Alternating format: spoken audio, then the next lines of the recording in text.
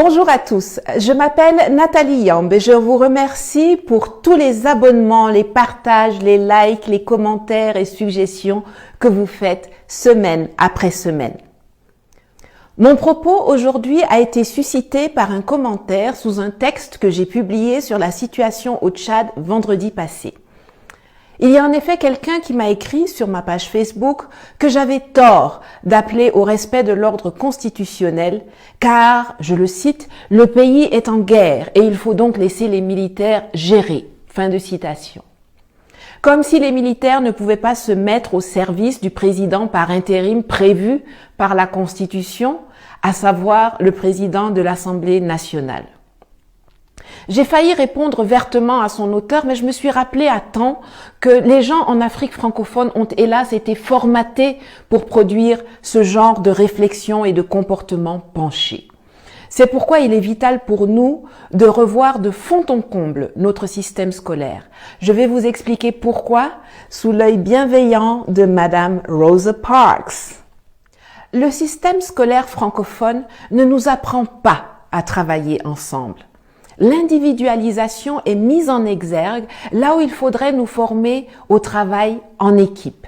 Ce n'est donc pas surprenant si, plus tard, on se retrouve avec une masse de personnes qui ne savent pas que notre seule issue en tant qu'Africains pour être compétitifs dans un monde globalisé est l'intégration, la mise en commun de nos atouts et de nos savoir-faire plutôt que de rester chacun pour soi dans son micro-coin. Dans le système anglophone, dès la petite école, on apprend à travailler sur des projets, on crée des clubs et des associations, on pratique le team building, on est pour la fortune commune, le Commonwealth. Le système scolaire francophone ne nous apprend pas non plus à défendre une idée ou à débattre. On nous apprend à répéter ce que d'autres ont dit. Les mieux notés sont ceux qui ont la faculté de réciter par cœur leurs leçons. L'interprétation, l'adaptation, l'élargissement des connaissances ne sont pas les bienvenus. Le système anglophone ou anglo-saxon met, lui, l'accent sur le développement personnel. La créativité ainsi que le processus sont autant, sinon plus valorisés que le résultat final. Dans le système francophone, c'est quand tu répètes fidèlement ce que le prof a dit que tu es en haut. Dans le système anglophone, quand tu fais ça, on te donne à peine la moyenne. C'est quand tu fais tes propres propositions, quand tu apportes tes idées, quand tu enrichis le sujet avec le fruit de tes recherches que tu as faites sur Internet ou dans des livres, c'est là qu'on te donne des notes excellentes. Le système francophone nous enseigne que pour avancer, on a besoin de tuteurs, quelqu'un qui va vous prendre par la main, dont vous êtes dépendant. Ailleurs, on privilégie les mentors, avec qui s'établit une relation de confiance, sans hiérarchie ni contrepartie financière, afin que les deux échangent librement sur leurs idées et leurs visions. Sachant cela, on ne s'étonnera pas de voir avec quelle facilité les Africains francophones acceptent le fait d'être sous tutelle française, même jusqu'à l'ONU, où c'est la France qui a l'initiative des résolutions concernant le continent. On ne s'étonnera point de voir la France décider que c'est elle qui est la garante d'un processus de transition tordu dans un pays africain. La France décidait d'être la garante de la monnaie de 14 pays africains soi-disant indépendants depuis 1960. La France décidait ce qui est dans nos livres d'école. Le système scolaire francophone ne nous apprend bien évidemment pas à être des leaders. Jamais on ne nous entraîne à présenter un projet, à prendre la parole en public, à maîtriser l'art oratoire. Et si dans ta famille, on ne t'a pas appris à te responsabiliser, ce n'est pas à l'école que tu seras formé à cela. Jusqu'au plus haut niveau de l'administration centrale, les effets de ce travers se font ressentir. Pour que quelqu'un puisse faire son travail, il attend des instructions. C'est comme ça que nos chefs d'État restent figés en attendant les ordres ou l'accord de Paris avant d'agir ou de décréter. C'est dans ça, vous voyez, Sur instruction du président de la République ou du Premier ministre, le ou la ministre XYZ a fait ceci. Pourtant, il ou elle a une fiche de poste, une feuille de route, des objectifs et un budget. Mais non, il faut attendre des instructions. Tu es DG dans une société, dans un secteur donné, mais tous les jours, c'est toi qui attends les instructions.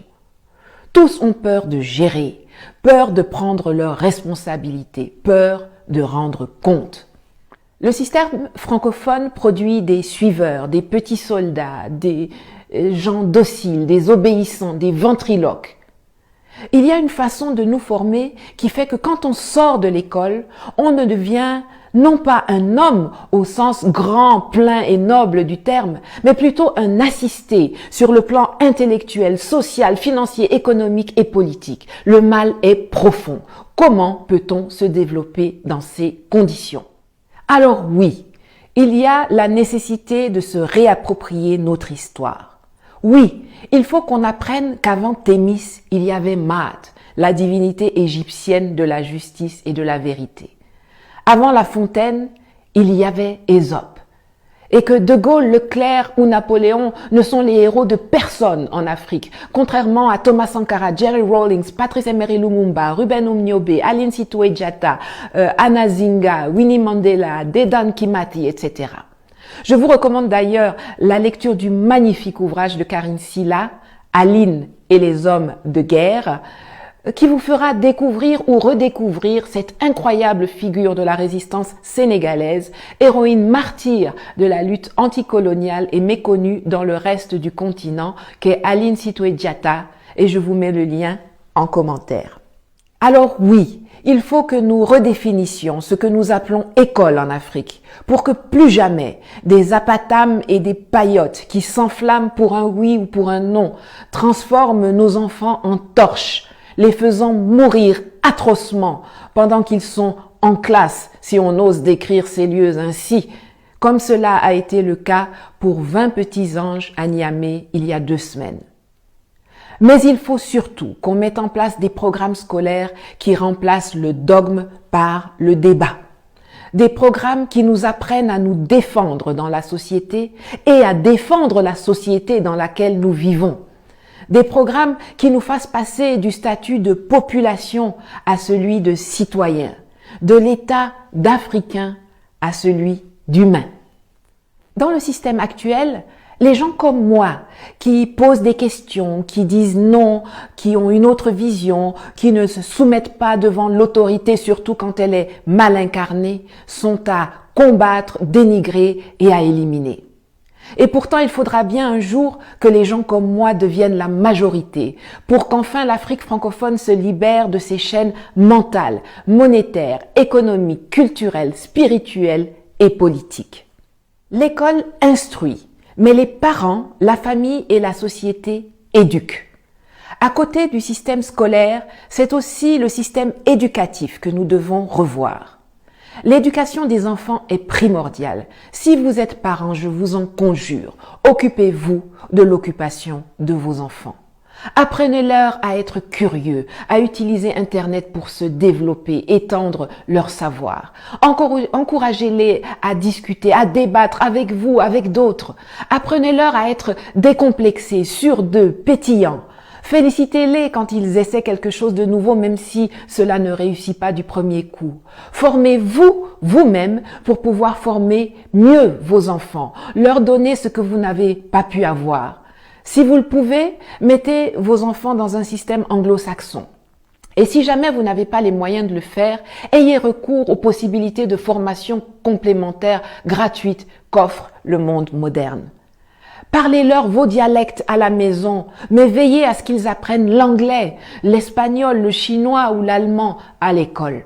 Ça leur donnera des racines, tout en les dotant des ailes qui leur permettront de se déployer dans le monde.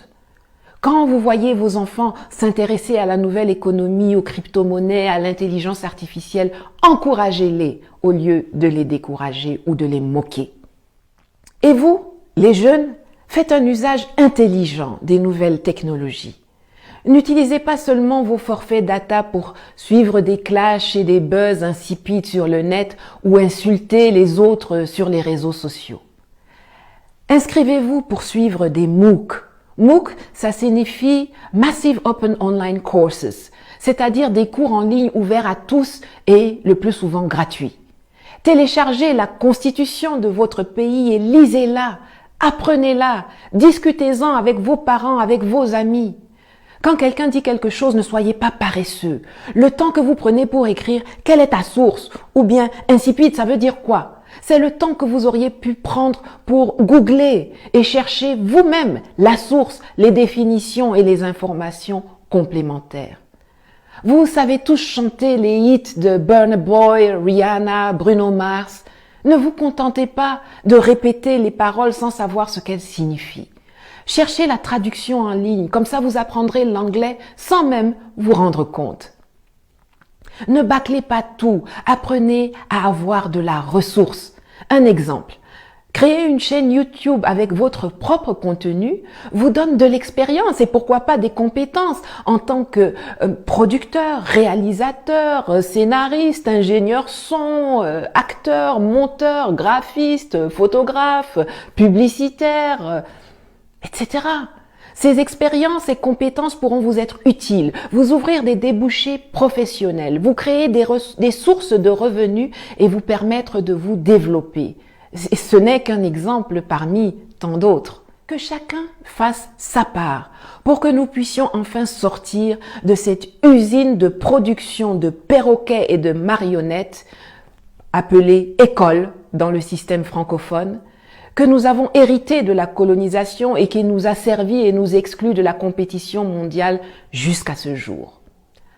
En attendant que nous portions à la tête de nos États des gens qui vont investir massivement dans le développement du capital humain, car notre seule vraie richesse, c'est le talent, l'intelligence, la formation, la mentalité, les principes et les valeurs des hommes et des femmes qui constituent notre société. Commençons déjà nous-mêmes à sortir du gouffre en s'instruisant, en éduquant correctement, en construisant notre esprit critique, en élargissant nos compétences et notre horizon. Libérons-nous. Let's go. À bientôt.